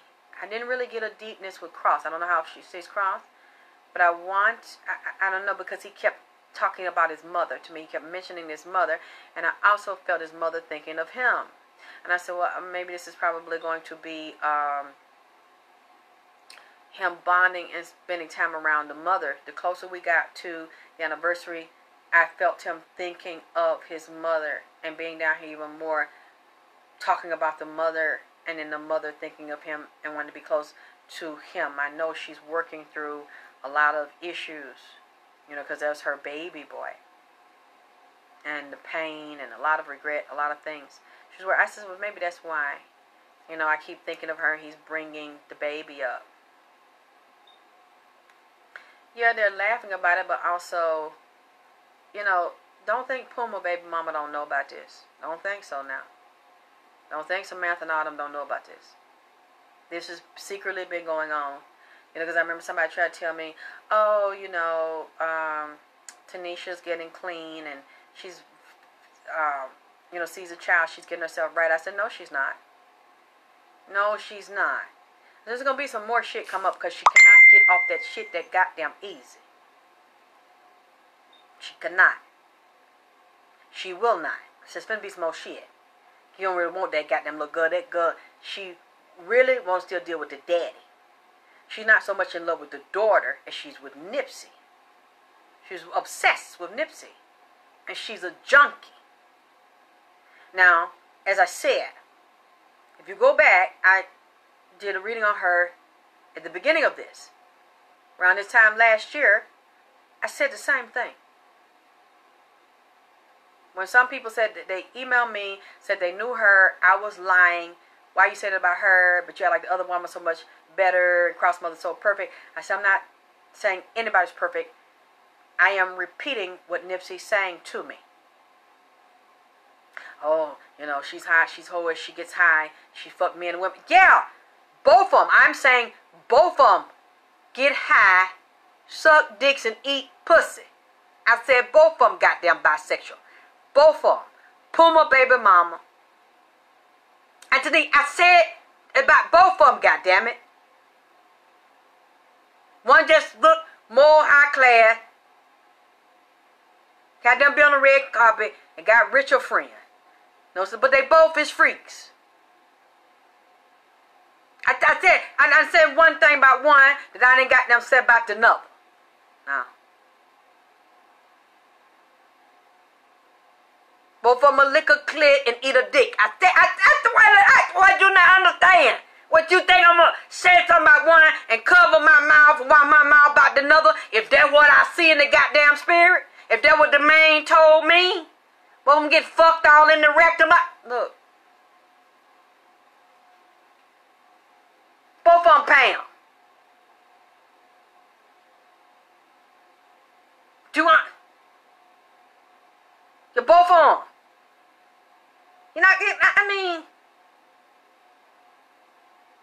I'm gonna say what the fuck I wanna goddamn say.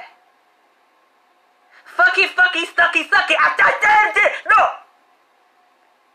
Find you somebody you can scare and goddamn intimidate. Cause it ain't me. I said what I meant what the fuck I said. And the shit true. See, I don't have to be out in California to say I know what I say. I know what I say. I know it's true. What I say. Even though I'm sitting down here in the ATL in the dirty South, I'm still saying, even though I ain't in Cali, I believe both of them is Pam. I am. Green eggs and ham. Suck a dick, eat a pussy, and like to dick and ram. I believe it. Nipsey told me in the spirit. They both got down like that. Might have did each other. Trying to play like and may like they want to get along with both of them trying to outslick the other. See. I'm not taking back what I said. Both of them freaking real, freaking, sneaking, geeking, and freaking.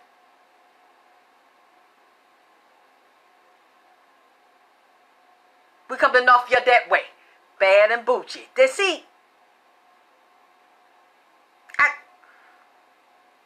said what I said.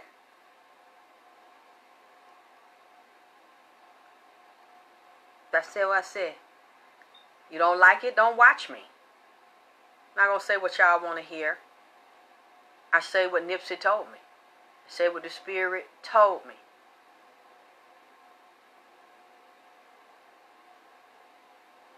Nah. I'm going to get ready to go. I don't know what time it is, but I'm sure it's late because I think I got out here like 2:30, so I'm just doing these publicly because Nipsey wants me to put this out, and he definitely is bothered by his daughter and bothered by Cross. Both of them children been on his mind, you know, and bother him the way they both their mamas are and the niggas around them and shit. This week it been bothered. So I appreciate all y'all supporting me and donating to me so I can come and do this here and talk shit and do the ring. You know, I got the Cash App now. I got the PayPal. I appreciate whatever you send me. Y'all been sending me donation pay a couple of days, and I really appreciate the people that love me enough and support me and enjoy my show and my readings to do that. But like I say, after I do what he wants me to do and present this publicly, I'm going to back up off of this. And I'm waiting for my web guy to finish my site and add the subscription because I can't keep doing this for free. I'm putting these parts out for free because he wants this known. And then I see why, because it's come up with the babies during his anniversary of his assassination week. So that's hard for him. He's so heartbroken. I wish I could turn back time. I could change this for this man. I love you too, Mama Doris. If I could change it and bring that man back, I would. He's such a good man. Such a good heart. Such a good person. But he unfortunately didn't understand that the neighborhood he loved didn't love him. And the jealousy and the rivalry and the envy. Once he got his money, I wish he would have left. Even though I know that's not what he wanted to do. That's why a lot of people move away. You can't stay. You want to destroy him and kill him and take his life. And that's what they did. It was overkill. They wanted to make sure they took him out. And it's just, this man still has not healed and gotten over it. The people involved have not healed. Even we have not healed. I feel like I know him now because I talked to him so much and done some more readings. And there are still things he has to say. He's not going to leave this plane and cross over because he has his children here. He has his family here. He has no justice. There's so many unresolved things. So many people love him, pulling on him. He loves people. It's still devastating him. It's broken his heart. He never would have thought they would have done this to him. Whew. It's just, it's so heavy. You think time heals all wounds and it doesn't. You think people that have been physically dead 5-10 years are healed. They're not. Yes, it does. It just is very unreal. And he's saying it, and we help him. That's what he just said. We help him. We give him love, and we light his blue candles. We give him whatever smoke he likes, whatever drink he likes. People are still jealous of him. Kelly and trying to emulate him and trying to take his place, and so-called friends thought they were going to come up off of him. And you see how bad things have gotten in California. It's like they cursed themselves by doing that to that man. Because of who he is and who he was, and they underestimated. And these people have been serial killers and killed people and killed each other and killed other gang members and gotten away with it, and then it's forgotten about. And this has not been forgotten about. Yeah, Ty, I do feel like that. I know him now. And really a brilliant man and a good person. Just didn't deserve it. Well, you know, Doris, like I was saying, you know how we light his candles. We pour his libations. We have whatever food he likes, whatever drink he likes. People put their marijuana he likes on the altar, light it for him, smoke it with him. You know, have his drinks, just things he likes. Pray for him. You know, pray to God for him, angels for him, pray for his protection. And he feels it. He knows we think of him. He knows we love him. We play his music. We talk to him. He knows. People think, as I said earlier, people physically die. Oh, they're dead. They're gone. They're not here anymore. That's not true. Some people do leave. But some, their energy is so strong. Their spirits are so strong. They can still see. They can still feel. They can still hear. They can talk to people. It's like when he first came to me. And I said, did you know me? You had to know that I could see people, so-called dead people, and speak to them.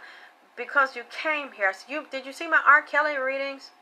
Did you see my other readings? You had to know I was a seer. You see, hear, feel, touch, taste, smell. These spirits. Because you came here. He wouldn't say. He wouldn't answer. I said, did you see vagina power? Did you see me before? Did you know me? You have to know me because you came too fast. He wouldn't answer. Like, you're not going to tell me. But I know when I saw him, it blew my mind because he had on blue. And I knew it was a big letter here, white, and the rest of them were in cursive small or cross. It looked a little fuzzy. Now I know that was a C. That was Crenshaw. He had on blue and white, blue jeans, white socks, tennis shoes. And he had his hair parted. It was 2 plaits instead of 4 plaits. He kind of looked like the younger Nipsey. It was so cute. And he says, good morning, Alexis. And I was like, good morning, Nipsey. I was like, how did you find me? He wouldn't say. I said, you had, that's what you're doing. So far away from home in the dirty South. What you doing all the way down here in the dirty South? I didn't know he had been to Atlanta, and he had performed here in 2018. He loved the South. T.I. was saying how he took him to Magic City. I didn't know he had been here, and I heard in a rap song he said he had 2 houses here. Yeah, I didn't know. He just zooped right in, and we just clicked. And I was like, wow, you're such a nice person. Wasn't arrogant, wasn't stuck up. Very relatable and very mature. And I said, wow, you don't seem so young at all. I know you're chronologically young, but when you're talking to me, you talk just like a grown man. Very mature. He could hold a grown person conversation with me. I was totally shocked. I told you, I'm surprised. I says, you have an old soul. You born in the 80s, you're chronologically young, but you have an old soul. I knew when I heard his rap song, he had samples of Angela Winbush, Angel, and Choosy Love. I said, you old soul, you got this real shit in your goddamn rap song. I know that now, Valanda. I didn't know he was a Leo. I didn't know the Leo Sag, very strong connection. I didn't know, his baby mama, Cross's mother was Sagittarius. I didn't know those signs were drawn to each other, and they really, really get along. I just knew that when he came in here, I clicked. So I'm like, you must know me. You had to know me, because I didn't know you. And then my son said, Mom, I know neighborhood. I said, why you didn't tell me? He said, I thought I had said something. I said, I've been sick the past few years, so I was literally out of it. Housebound, couldn't keep up with anything. So, no, he wasn't like Kobe. He came right in, very clean. That's why I would tell it in the first readings. I'm like, am I talking to this person? If you know this person, tell me. I said, because I know when he came in, he was very polite. He was very clean. He was very well groomed. I didn't know how to talk to a bitch. He was real smooth, real charming. And I'm like, look, do your one reading.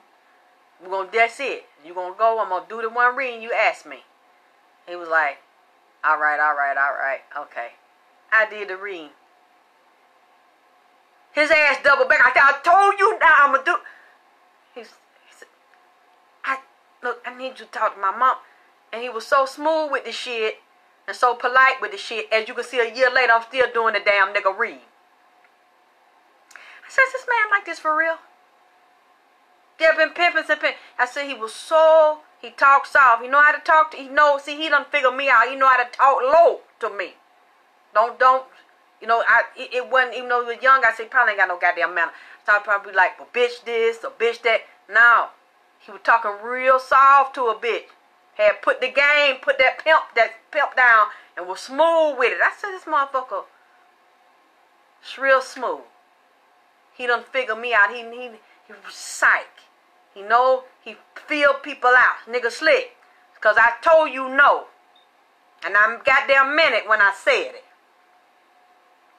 He finished talking that shit.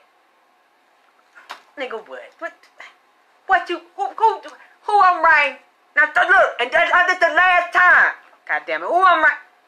Your auntie, your mama, what? We're gonna do your mama, don't come back.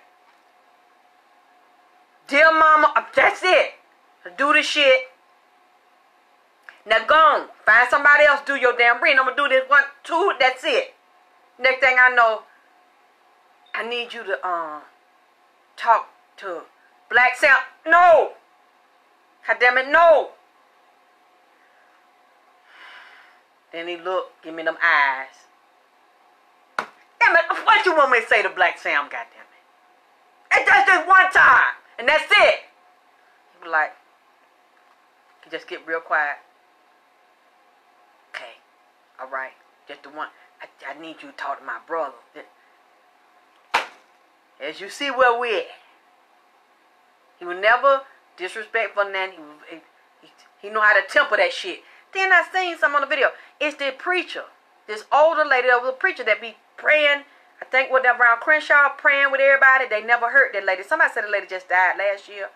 But she would pray. I seen a video. Nipsey was younger, but even though Nipsey was young, Nipsey was out there late at night talking to people, talking to old people, drunks and shit. He didn't hurt them, but he was talking to that old lady. Listen to that lady talk about the Bible and say she want to pray with him. Nipsey be out there praying with that older lady and get that lady a donation.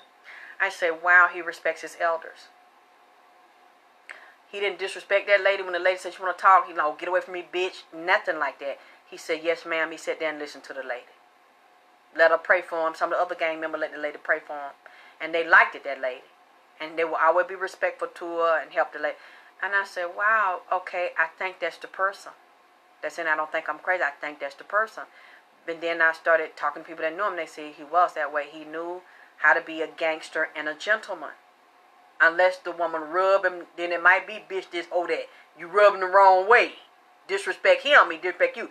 But him just going up to people disrespecting, they said that wasn't him. And just doing that to women because he could. He wasn't just that way. And I told him, I said, this with the person I'm describing, that him? They said, that's him. That's how he was. That's how he talked. That's how he, I said, okay. Okay, that's the real perk. I didn't know. And as you can see, I don't regret it. I'm glad I could be of service. As the other seers, you know, and readers that he goes to, and that the other people that have passed over go to. I think it's a blessing. It's difficult. A lot of times it's very painful to see their feelings, feel them, and you can't do anything. All I can do is listen. I can't. I wish I could. Bring him back. Yeah, when he slapped that man, especially when I said I wasn't doing it, and then when I started looking him up, and that man was talking shit to that BET, and he slapped that man, I was like, oh, yeah, I'm going to do that. I like him. I like, slap the shit out. Yeah, I like him, okay. When I saw he didn't take no shit, he was a man. I said, okay, yeah, I like him already. Slap the shit out that motherfucker nickel. Yeah, I like this shit. Stand up for people, stand up for women. Yeah, I like him. Mm-hmm. Okay, what you want me to say? Okay. But then it's very sad because you see them there. He knows he's there, physically not here, and then he's saying something about his body. That's what I was saying earlier. I don't know what they did to the body. I don't know if the body is in the ground, or did they do something to this man's body. I mean, they say the body is there, so I don't really want to, you know, I don't want to contradict that. I don't want to get into that. But he is saying there's something that was done to his body that he didn't want done to the body. I mean, of course, he didn't want to be killed, physically killed. There was some type of procedure or process. I'm not going to say it. I don't want to say it. I mean, because they said his body's in the ground. So, I'm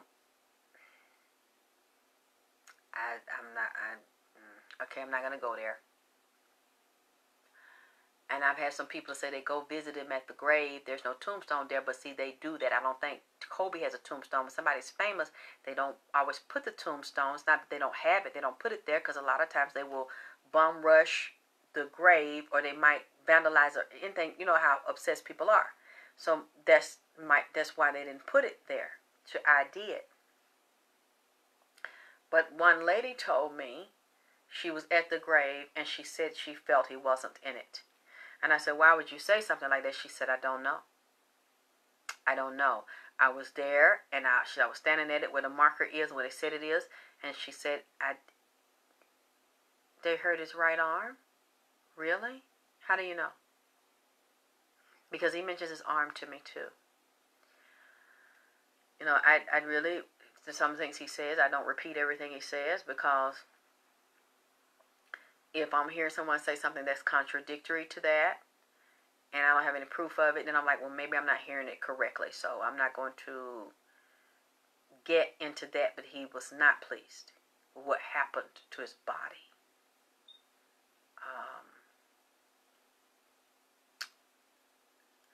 So I think, well, I'm going to wrap this up now. I don't know what time it is, but I'm sure it's late. I need to, late now I'm wired. I can't really sleep. But, really, they think the body's over there in Africa. Yeah. You know, he talks and, you know, we don't know. Many times we don't know how we're going to physically die. And when people handle our bodies or they cremate them or they might bury them a certain location, the person might not want to be there. But the people that are taking care of the body, they may not know, or they may know the person doesn't want to be cremated, or they don't want to be buried some country, some city, some state, but they might do the best they can with what they have, but they just might not want to honor the person's wishes for whatever reason. And so many times when the person doesn't get what they want, or they're physically not, they know where their bodies are. Everybody knows where their bodies are. And, well, I don't know that his body's in Mexico, so I'm not finna say that. I don't know. They're saying his body is in the burial site in California. That's where they're saying he's buried at. So, thank you. So I'm not, to me at this point, that's a rumor. Because if you can't give me proof that's where it is, I'm not going to repeat that. I don't know. And that's not Africa, where his father's from. So why would they take him there? Doesn't make any sense. I'm not going to get into speculation about that. All I'm saying is when spirits are not at peace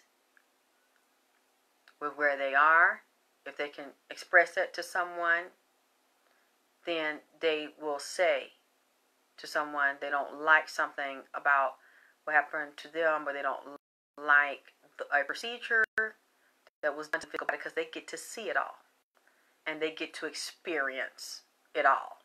So he said to me last year, he mentioned the mother. He told me to send the message to his mother, and he was like, ask her what they do to me. And I was so emotionally overwhelmed, and I started crying. I like, Nissa, I can't do this because this is so painful, and I could feel his anger. And he still has the hurt and the pain of the betrayal, the rage. I don't blame him, because these were people close to him that did this. These were not strangers. There might have been a few strangers that were brought in, and so-called security were brought in. But overall, these were people that he knew. This is breaking his heart. He's still very hurt. I can feel him here, and I can see this. He's still devastated by this. And I wish I could do something to change it, because I get to hear it, and I get to feel it. And many times I cry, because I feel the depth of the pain, and I'm like, Nipsey, I can't do anything about it. I wish I could help you. I wish I could change it, baby, but I can't. I don't know what to do. I wish I did. I wish I could help you. It hurts me because I can feel it. I know it's hurting you. And to see you there, and you see us, and you physically don't have your body, and you can't get back in it.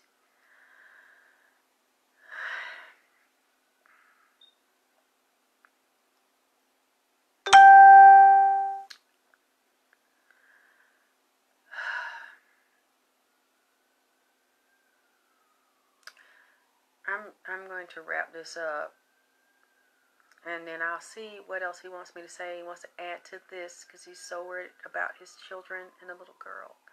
I really hope that she doesn't go back to Tanisha. I don't think it's safe. I don't think it's a good idea. I don't think that's the best place for her, and I'm praying.